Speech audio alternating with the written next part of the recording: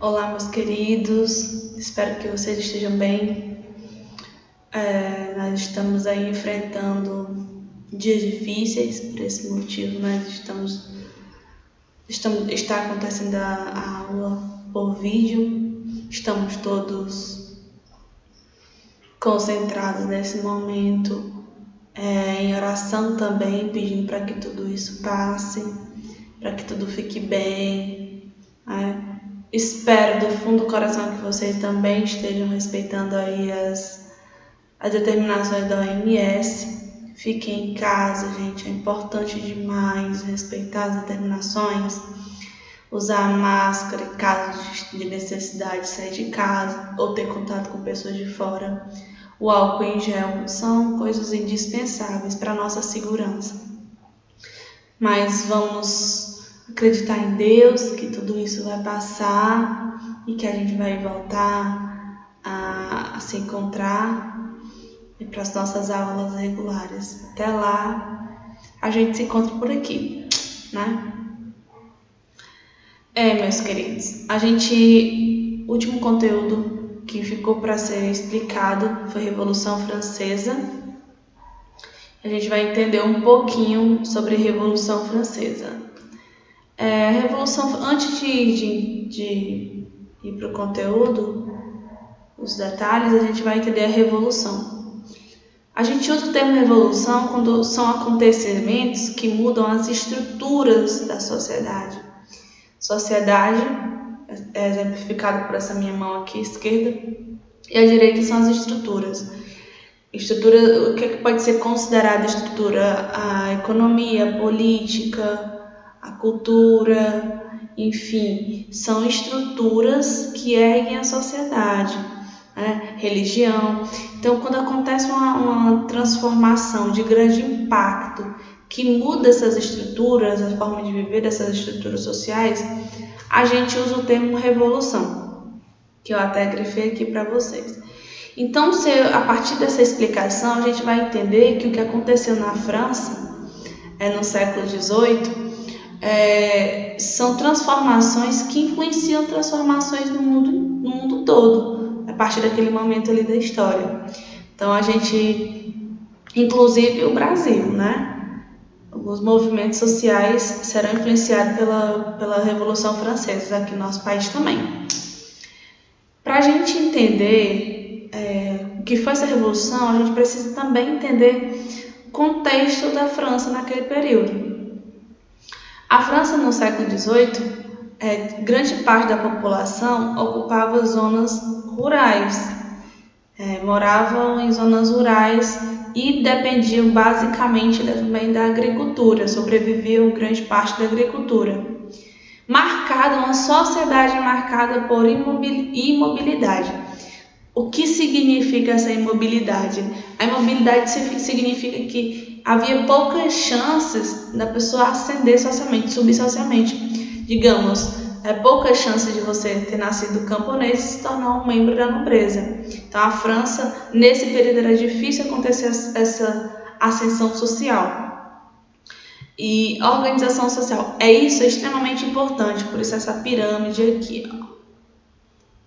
Estou usando essa canetinha aqui sem controle, né? Sem domínio, mas é isso aí mesmo, né? O que a gente tem para hoje, essa falta de domínio dessa canetinha. Vamos lá. Então, a sociedade da França se organizava basicamente assim: o primeiro estado, o segundo estado e o terceiro estado. O primeiro estado era caracterizado pelo clero, representantes da igreja, e aí, como eu coloquei aqui abaixo, ainda assim tinha subdivisões: o alto clero e o baixo clero, né? O alto clero, os bispos, os membros hierarquicamente mais acima, e o baixo clero, padres, hierarquicamente mais abaixo aí nessa organização. E o segundo estado, a nobreza, né? E o terceiro estado, tudo que não era o primeiro e segundo, que não fazia parte da nobreza e nem da igreja, pertencia ao terceiro estado, ou seja, a burguesia, camponeses e outros artesãos, enfim, estavam aí nesse terceiro estado. Eu quero logo que vocês destaquem, eu quero logo que vocês dei ênfase aí quando for estudar também em casa, na burguesia. Burguesia que vai entrar nessa Revolução Francesa de uma forma e sair dessa Revolução Francesa de outra forma, extremamente beneficiada. Então, se vai ter aí alguém nessa revolução com benefícios, vai ser a burguesia. A gente vai entender um pouquinho como é que isso acontece, tá bom? Se a gente observa essa pirâmide, analisando essa pirâmide aí, dá pra gente entender muito sobre a França, que a França desse século XVIII aí é marcada por extrema desigualdade social, né? Imagine que 3% da população é sustentada por 97% da população. Então, 97% da população pagando imposto para sustentar 3%. Então, essa própria estrutura dessa pirâmide explica bastante sobre essa sociedade, marcada por extrema desigualdade, né? Eu trouxe aqui também essa imagem para a gente entender dos 3 estados. O primeiro estado representado aqui, tá vendo aqui o crucifixo, representando o clero. O clero muito bem vestido, as roupas do clero, uma aparência, um sorrisinho assim no rosto, um rostinho vermelhinho, a bochechinha bem, né, coradinha e gordinha. Lembrando, dando a impressão pra gente que a igreja passava por bons momentos, né? Aliás, o clero vivia uma condição de vida muito melhor que o terceiro estado, por exemplo, que eu vou já explicar. A nobreza, também muito bem vestida, aqui com luxo, né? Também não era muito magro, olha aqui as feições ótimas. Agora, olha a feição do terceiro estado. Cansado, né? Caído, roupas rasgadas, situação arquejando, como nós chamamos, né? E sustentando a duras penas 2 estados. Esses 2 estados, então, assim, e voltando também um pouco para cá, a gente vai entender o quê? Que enquanto parte desse 97% da população francesa se encontrava em péssimas condições, que a gente vai ver logo mais, até de extrema fome, a corte francesa luxava bastante. Isso também causava aí conflitos, pode causar também conflitos e insatisfações na França. Quando acontece essa Revolução Francesa, quem está no poder é Luís XVI. A gente vai entender um pouco o que leva a França para a falência, o que leva a França para enfrentar sérios problemas econômicos. No governo de Luís XVI acontece a Guerra dos 7 Anos, que a França entra em guerra contra a Inglaterra, o domínio de colônia na América do Norte. Então isso precisa de ter gastos. Guerra é um gasto, né? O país tem que investir dinheiro nessa guerra e a França ainda perde, né? E a manutenção do exército, o exército também precisa, para se manter em ação, precisa também de investimentos.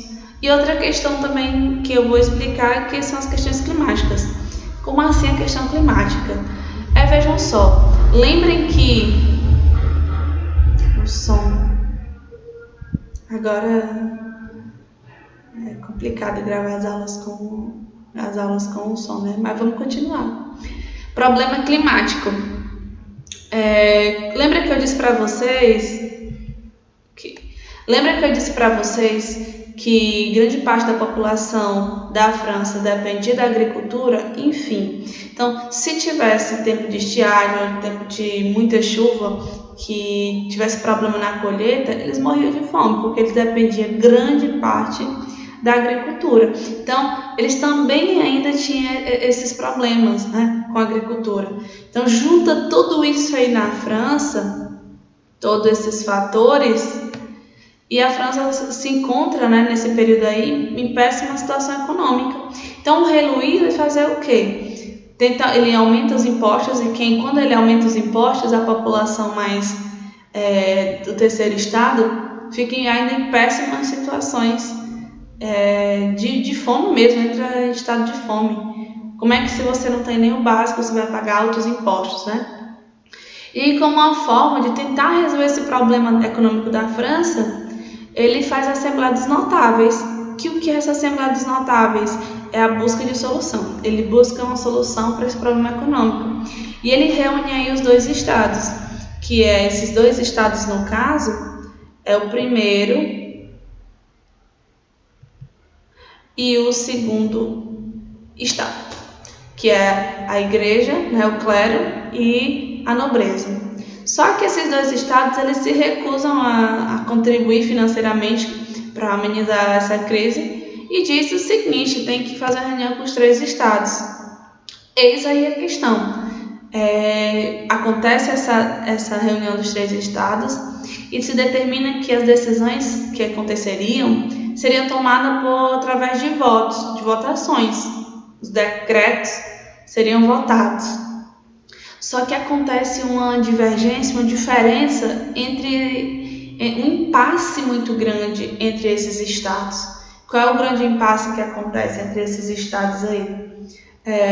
O primeiro e o segundo estado, eles querem organizar as votações por estado, eles querem votar por estado. Já o terceiro estado, eles não querem votar por estado, eles querem votar de forma individual. Por quê? Cada um atendendo aos seus interesses. Se a votação fosse por estado, o primeiro e o segundo estado se reunindo teriam a maioria.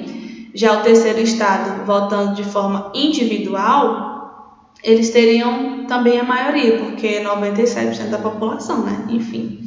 Então, eles não entram num consenso, não chegam a acordo, e aí levam a questão de conflitos, né? Esse conflito resulta na tomada de Bastilha, no dia 14 de julho de 1789, na França. Então, essa Bastilha, ela é considerada um símbolo do poder monárquico na França, um símbolo do poder, do controle da monarquia na França. Então, as pessoas que tinham críticas ao rei, elas faziam críticas ao rei, elas eram presas na Bastilha. Então, tomar a Bastilha era como uma forma de mostrar o enfraquecimento do poder e controle do rei, né? Espero que vocês entendam a tomar a Bastilha bem direitinho. Importante que entendam aí nesse conteúdo. E a Assembleia Constituinte, pós tomada da Bastilha, algumas transformações acontecem, né?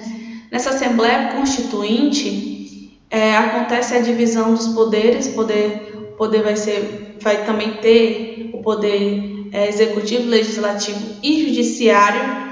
E quem vai sair também com o maior beneficiado nessa Assembleia Constituinte vai ser os burgueses, né? Os burgueses aí, eles vão ter mais liberdade, poder também, liberdade comercial, poder de decisão, poder de participação política que eles tanto reivindicavam.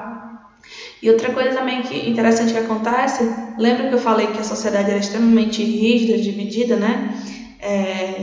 Entre primeiro, segundo e terceiro estado. Essas ordens, né, sociais, essa divisão de ordens sociais, elas têm um fim aí, né, nesse período, nesse momento.